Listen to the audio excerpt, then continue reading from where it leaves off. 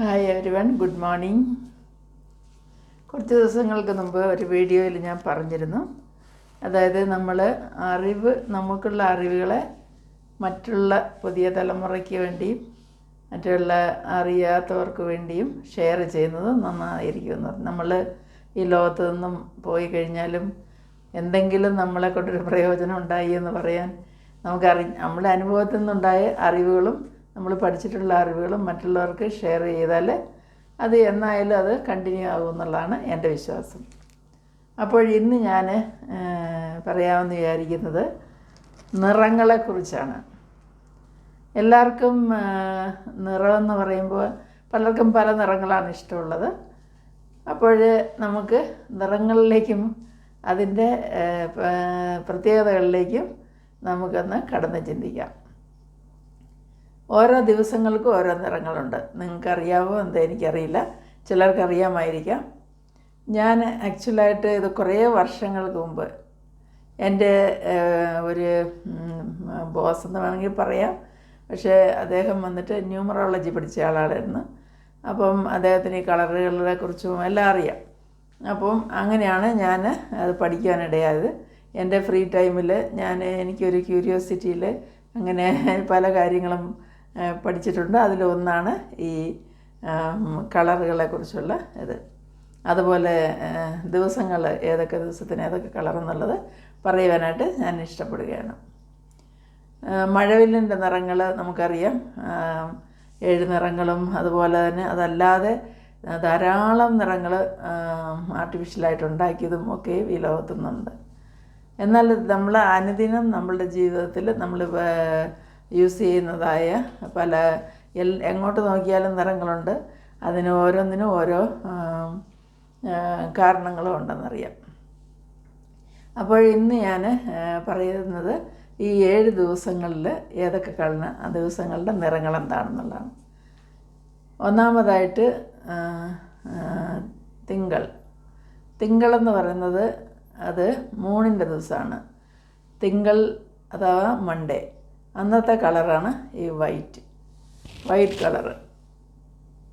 അതുപോലെ അന്ന് white colour വസ്ത്രം നമ്മൾ കണ്ടിട്ടുണ്ട് പലരും മൺഡേ കൊടുക്കുന്നതായിട്ട്. പക്ഷെ അത് അറിഞ്ഞോ അറിയാതെയോ എന്നറിയില്ല, എങ്കിലും ഒരു ഹോളിഡേ കഴിഞ്ഞ് നെക്സ്റ്റ് ഡേ അവർക്ക് നല്ല വൈറ്റ് ക്ലോത്ത് കൊടുത്തുകൊണ്ട് ഓഫീസിൽ പോകാനും അതുപോലെ യൂണിഫോം ഇല്ലാത്തവർക്ക് വൈറ്റ് ഡ്രസ്സ് ഇടുവാനൊക്കെ നല്ലതായിരിക്കും.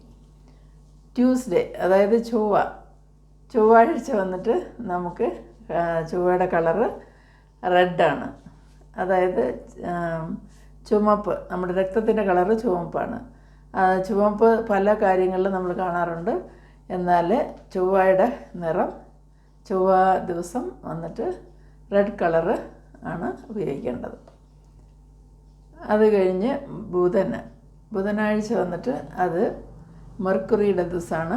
വെനസ്ഡേ അന്ന് വന്നിട്ട് ഗ്രീൻ കളറാണ് യൂസ് ചെയ്യേണ്ടത്. ഗ്രീൻ അത് പല ഷെയ്ഡുകളും ഉണ്ടല്ലോ, അപ്പം വെനസ്ഡേയുടെ കളറ് ഗ്രീനാണ്. അതേപോലെ തന്നെ തേഴ്സ്ഡേയുടെ ജൂപ്പിറ്ററിൻ്റെ ദിവസമാണ്. അന്ന് യെല്ലോ കളറാണ് യൂസ് ചെയ്യേണ്ടത്. യെല്ലോ റിലേറ്റഡ് ആയിട്ടുള്ള കളേഴ്സ് നന്നായിരിക്കും. അപ്പം തേഴ്സ്ഡേയുടെ കളറ് യെല്ലോ.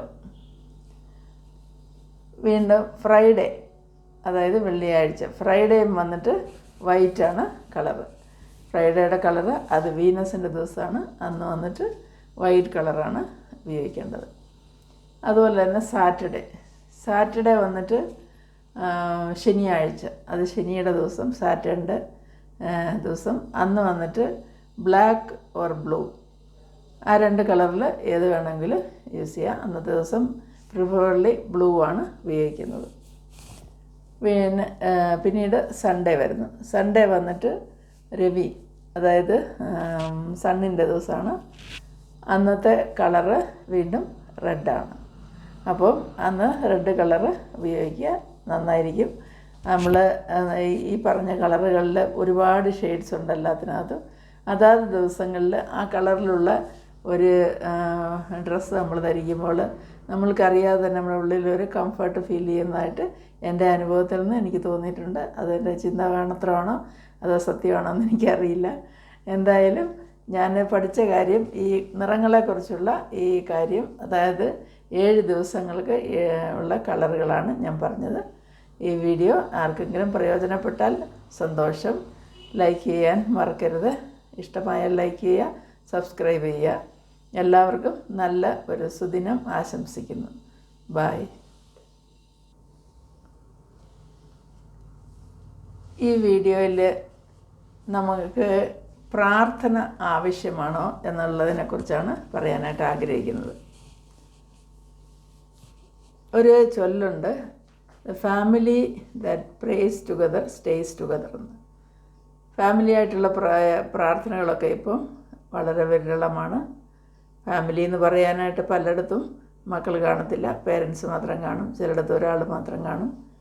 ചില വീടുകളിൽ മക്കൾ വരാനൊക്കെ ലേറ്റാവും. അപ്പോൾ അവർ ജോലി കഴിഞ്ഞ് വരുന്ന ചെറിയ കുട്ടികളായിരിക്കുമ്പോൾ നമുക്ക് അവരെ ഇരുത്തി പ്രാർത്ഥിക്കുവാനൊക്കെ സാധിക്കും. അപ്പോൾ ഏത് റിലീജിയൻ ഫോളോ ചെയ്യുന്നവരാണെങ്കിലും നമ്മളുടെ മനസ്സിൻ്റെ സന്തോഷത്തിനും നമ്മുടെ ഹൃദയത്തിൻ്റെ ഒരു ആശ്വാസത്തിനുമായിട്ട് തന്നെയല്ല, നമുക്ക് ഒരു വർഷിപ്പ് എന്നുള്ള ഒരു സ്വഭാവമുള്ളത് ഏറ്റവും നന്നായിരിക്കും. നമ്മളുടെ ദിനചര്യകളെ കൃത്യമായിട്ട് നമുക്കൊരു ഡിസിപ്ലിൻഡ് ലൈഫ് കിട്ടുവാനായിട്ട് അത് ഏറ്റവും നന്നായിരിക്കും എന്നുള്ളതാണ്. നമ്മൾ ചില മലയാളം സിനിമകളിലൊക്കെ കണ്ടിട്ടുണ്ട് നേരത്തെ. അതായത് ചില പ്രായമായ സ്ത്രീകളും ഇങ്ങനെ ദിവസം മുഴുവനും ദൈവത്തെ ആരാധിച്ചും, അതായത് പൂജകൾ നടത്തി അമ്പലത്തിൽ പോയി ഇങ്ങനെയൊക്കെ ദിവസങ്ങൾ സ്പെൻഡ് ചെയ്യുന്നതായിട്ട് നേരത്തെയുള്ള സിനിമകൾ കണ്ടിട്ടുണ്ട്. എന്നാൽ ഇന്നത്തെ ഈ ചുറ്റുപാടിൽ എല്ലാവരും ഒരു ബിസി ലൈഫ് ലീഡ് ചെയ്യുന്ന ഈ സമയത്ത് നമ്മൾ ദൈവത്തെ മറക്കാതെ ദൈവത്തിനായിട്ട് പ്രയോറിറ്റി കൊടുത്തുകൊണ്ട് അല്പം സമയം ചിലവഴിക്കുന്നത് എപ്പോഴും നന്നായിരിക്കും. അപ്പോൾ ജോയിൻറ്റ് ഫാമിലീസിലാണെങ്കിൽ രാവിലെ ഒരാൾ എഴുന്നേറ്റിരുന്നിട്ട് നാമം ജപിക്കുകയോ പ്രാർത്ഥന നടത്തുകയോ അല്ലെങ്കിൽ പാട്ട് പാടുകയോ അങ്ങനെയുള്ള കാര്യങ്ങളും കൊണ്ടിരുന്ന് കഴിഞ്ഞെന്നാൽ ബാക്കിയുള്ളവർക്ക് അവിടെ സ്കൂളിൽ പോകുന്നവർ കാണാം, അല്ലെങ്കിൽ ഓഫീസിൽ പോകുന്നവർക്ക് തിരക്ക്, അങ്ങനെയുള്ളവർക്കൊക്കെ അതൊരു സന്തോഷമുള്ള കാര്യമായിട്ട് തോന്നുന്നില്ല. അപ്പോഴെന്താണ് ചെയ്യേണ്ടത്? വീട്ടിൽ നമ്മൾ പ്രായമായവർ, അതായത് എൽഡേഴ്സിന് എപ്പോഴും അവർ ഫ്രീ ആയിരിക്കും. അവർക്ക് ഉള്ള സമയത്ത് അവർക്ക് പ്രത്യേകിച്ചൊന്നും ചെയ്യാനില്ല എന്ന് തോന്നുന്ന ഏത് സമയത്തും ആ സമയത്ത് ഒരു നാമം ജപിക്കുകയോ എന്ത് വേണമെങ്കിലും ചെയ്യാം. അതായത് മറ്റുള്ളവർക്ക് ശല്യമായിട്ട് തോന്നുകയോ അല്ല അതിനൊരു ഇറിറ്റേഷനായിട്ട് തോന്നാത്ത രീതിയിൽ നമ്മൾ പ്രാർത്ഥിക്കാനും സമയം ചിലവഴിക്കാനും അത് ശ്രദ്ധിക്കുന്നത് നന്നായിരിക്കും. ബ്ലൂടൂത്തൊക്കെ യൂസ് ചെയ്യുന്നവർക്കാണെങ്കിൽ മറ്റുള്ളവർക്ക് ശല്യമില്ലാതെ അത് ചെയ്യുവാനായിട്ട് സാധിക്കും. കാരണം എന്ന് പറഞ്ഞാൽ ശബ്ദം വെളിയിലേക്ക് വരുമ്പോൾ പലർക്കും അത് ഇറിറ്റേറ്റ് ആവും. അങ്ങനെ ഇല്ലാതെ ചെയ്യാൻ മനസ്സിൽ പ്രാർത്ഥിക്കുന്നവരുണ്ട്, അങ്ങനെയുള്ളവർക്ക് അത് നന്നായിരിക്കും. എന്തായാലും ഏത് വിധത്തിൽ പ്രാർത്ഥിച്ചാലും നമ്മൾക്ക് ദിവസവും ഒരു പ്രാവശ്യമെങ്കിലും ചുരുങ്ങിയത് പ്രാർത്ഥിക്കുന്നത് ഏറ്റവും നന്നായിരിക്കും. അതായത് നമ്മളുടെ പ്രാർത്ഥന കഴിഞ്ഞൊരു അല്പസമയം ധ്യാനത്തിനും ചിലവാക്കുക. നമുക്ക് ഓർക്കുവാൻ ഏറ്റവും സന്തോഷമുള്ള കാര്യങ്ങൾ മാത്രം ഓർക്കുക. അതിനെ നമ്മൾ വിഷ്വലൈസ് ചെയ്തുകൊണ്ട് അതിൽ ഏറ്റവും ഹൃദയത്തിന് സന്തോഷം തരുന്ന കാര്യങ്ങളെ വീണ്ടും നമുക്ക് ഓർമ്മയിൽ കൊണ്ടുവന്ന് ഒരല്പസമയം ചിലവഴിച്ചത് ഒരു പുതിയതായിട്ട് വീണ്ടും നമ്മുടെ മനസ്സിനെ ഒരു ലെവലിലേക്ക് കൊണ്ടുവരാൻ സാധിക്കും. ഏറ്റവും ഭംഗിയായിട്ട് നമുക്ക് ചെയ്യാൻ പറ്റുന്ന വേറൊരു കാര്യമാണ് റെക്കോർഡായിട്ടുള്ള പ്രാർത്ഥനകളും പാട്ടുകളും ഒക്കെ ഇന്ന് എല്ലായിടത്തും അവൈലബിളാണ്. നമ്മുടെ കയ്യിലുള്ള ഫോണിൽ വരെ ഉണ്ടത്. അപ്പം അത് നമുക്ക് പ്ലേ ചെയ്ത് നമ്മൾക്ക് അതിൻ്റെ കൂടെ പാടുകയോ അല്ലെ അതിൽ ശ്രദ്ധിച്ച് പാടാൻ അറിയാത്തവർക്ക് അതിൻ്റെ കൂടെ ശ്രദ്ധിച്ച് നമുക്ക് അതിൻ്റെ ലിറിക്സൊക്കെ മനസ്സിലാക്കി അതിൻ്റെ അർത്ഥം മനസ്സിലാക്കി ഏറ്റവും നന്നായിട്ട് നമുക്ക് നമ്മളുടെ ഹൃദയത്തെ ദൈവവുമായിട്ട് അടുപ്പിക്കുവാനായിട്ട് സാധിക്കും. ഇതൊക്കെയും പറയുമ്പോൾ പലർക്കും ഇതൊരു പുച്ഛമായിട്ട് തോന്നിയേക്കാം. ഈ 21-ാം നൂറ്റാണ്ട് കഴിയാറായ ഈ സമയത്ത് ഇനി ദൈവം എന്തിനാണ്, അല്ല ദൈവത്തെ വിളിക്കുന്നത് എന്തിനാണെന്നൊക്കെ ചിന്തിക്കാം. പക്ഷെ മനുഷ്യൻ്റെ ജീവിതത്തിന് ഒരു മാറ്റവും വന്നിട്ടില്ലല്ലോ. നമ്മളുടെ ജീവിത രീതിക്ക് മാത്രമാണ് മാറ്റം വന്നിരിക്കുന്നത്, അല്ലാതെ മനുഷ്യൻ്റെ ഘടനയ്ക്കോ അല്ല മനുഷ്യൻ്റെ ജീവിതം ആരംഭിക്കുന്നതോ അവസാനിക്കുന്ന ആ കാര്യങ്ങളൊക്കെ ദൈവം എന്ത് നേരത്തെ നിശ്ചയിച്ചോ അത് തന്നെയാണ് ഇന്നും നടക്കുന്നത്. അപ്പോൾ നമ്മൾക്ക് ജീവിതത്തിൽ ആദ്യ അവസാനം വരെ നമുക്കൊരു തുണയായിട്ട് കൂടെ ഒരാളുണ്ടെന്നുള്ളൊരു ഫീല് നമുക്ക് കിട്ടുമെന്നുള്ളതാണ്. സൈക്കോളജിക്കലി നമുക്ക് ഒരു സ്ട്രെങ്താണത്. അപ്പോൾ നമ്മൾ പ്രാർത്ഥിക്കുന്നു, നമ്മുടെ കാര്യങ്ങൾ ദൈവസന്നിധിയിൽ വെക്കുന്നു, ദൈവത്തോടെല്ലാം പറയാൻ നമുക്ക് കൂടെ ഒരാളോട് സംസാരിക്കുന്ന പോലെ സംസാരിക്കാൻ പറ്റും. അങ്ങനെ നമുക്ക് സന്തോഷിക്കാനും ഇടയാകട്ടെ. ഈ പ്രാർത്ഥനയിൽ വിശ്വാസം ഇല്ലാത്തവർക്ക് അത് ഒരിക്കലും അവർക്കത് പ്രചോദനമായിട്ട് തോന്നുകയില്ല. വിശ്വാസം ഇല്ലാത്തവർക്ക് അവർക്ക് ഇഷ്ടമുള്ള കാര്യങ്ങൾ ചെയ്തുകൊണ്ട് അവരുടെ സമയം അവർക്ക് സന്തോഷമുള്ള കാര്യങ്ങൾ ചെയ്തുകൊണ്ട് ചിലവാക്കാവുന്നതാണ്. എൻ്റെ എല്ലാ